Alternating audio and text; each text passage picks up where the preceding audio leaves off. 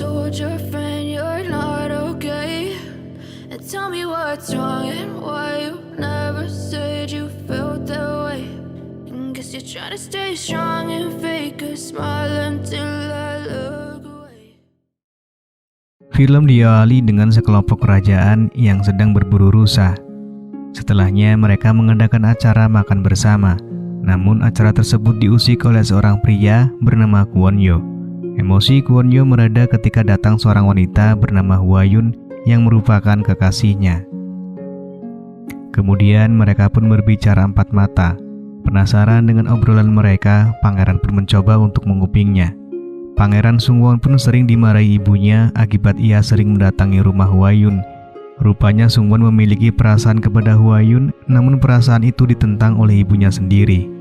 Bukannya dijodohkan dengan Sungwon, justru ibunya meminta Hwa Yun menikah dengan anak tirinya yang memang menginginkan permaisuri. Mendengar permintaan keluarga kerajaan, Hwa Yun pun menolaknya dan lebih memilih kabur bersama kekasihnya yaitu Kwon Yo. Ketika mereka kabur, mereka pun melakukan kegiatan bercocok tanam. Keesokan harinya, rencana kabur dari Hwa Yun berhasil digagalkan oleh ayahnya sendiri, yang ternyata ayahnya menyetujui perjodohan tersebut.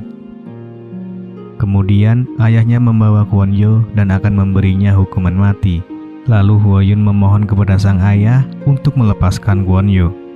Dan sebagai gantinya, ia akan menuruti perjodohan tersebut. Hwa Yun kemudian dipaksa masuk ke dalam kereta dan ia meninggalkan Kwon Yo bersama ayahnya.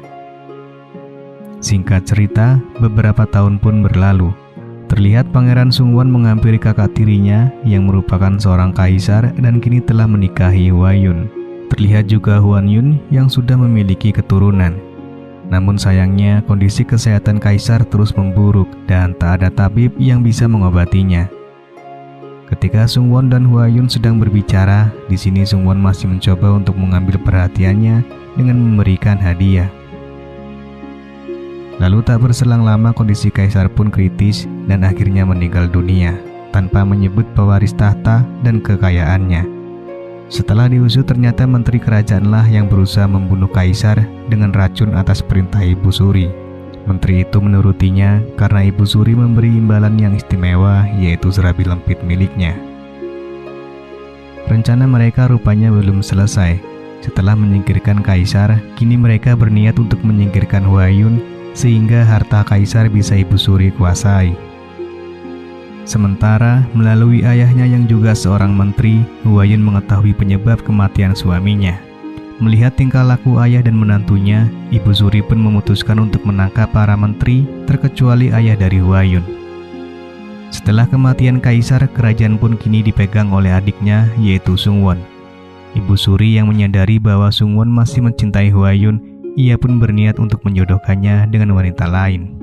Dan setelah menikah dengan wanita pilihan ibunya, yang pertama kali Sungwon lakukan tentu saja mencicipi serabi lempitnya.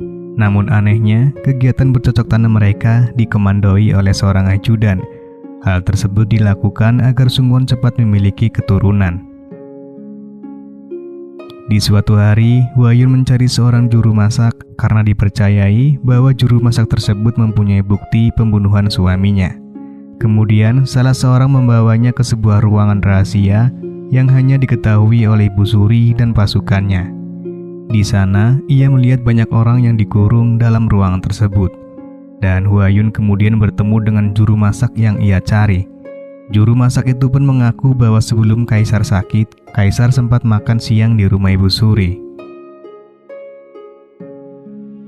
Suatu ketika, Hwa Yun dipanggil oleh Sungwon. Namun betapa terkejutnya ia saat melihat Kwon Yo berpakaian ajudan kerajaan.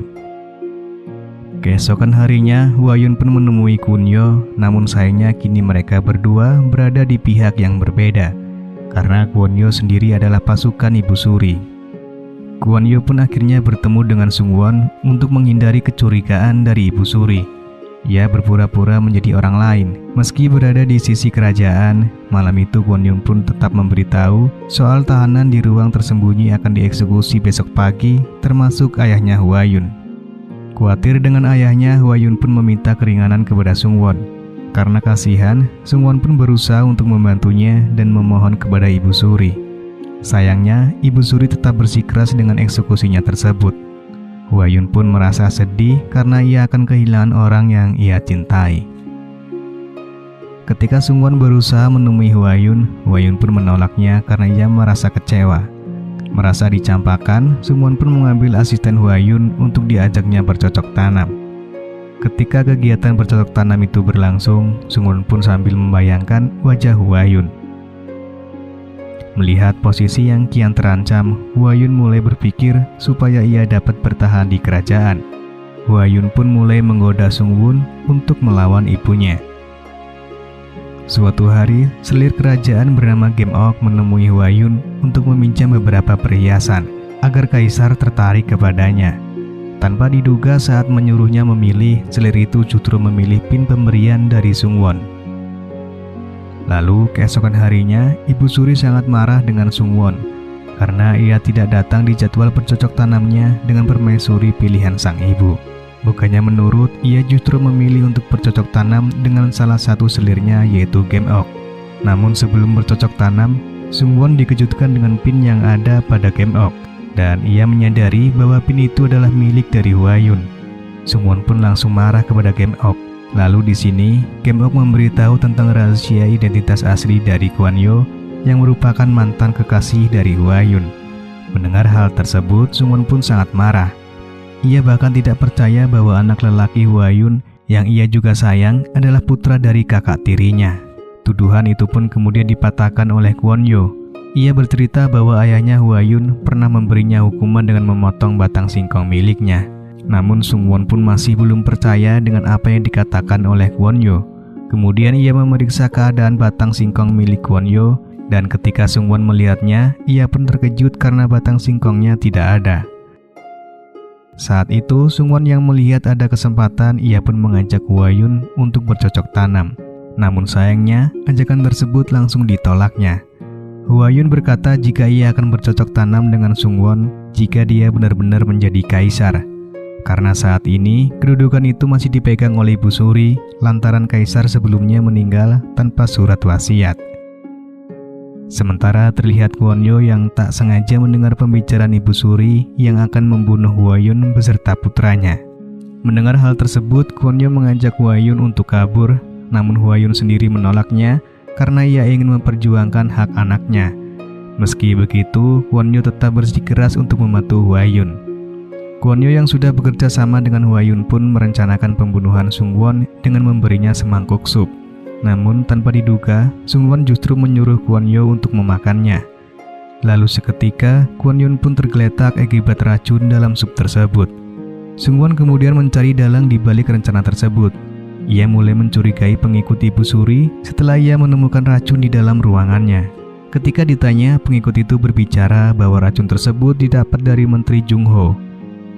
Melihat suasana yang semakin rumit, Huayun pun menyuruh ajudannya untuk segera membawa anaknya pergi.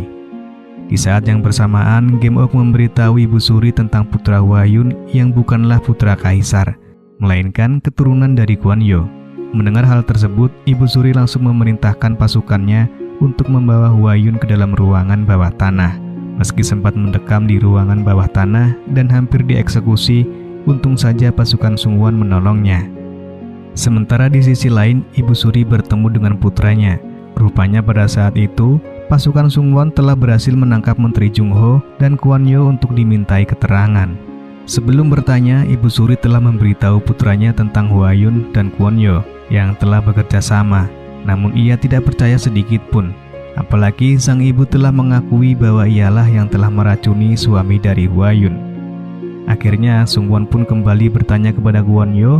Meskipun awalnya tidak mengaku, Kwon-yo pun akhirnya menunjuk Ibu Suri.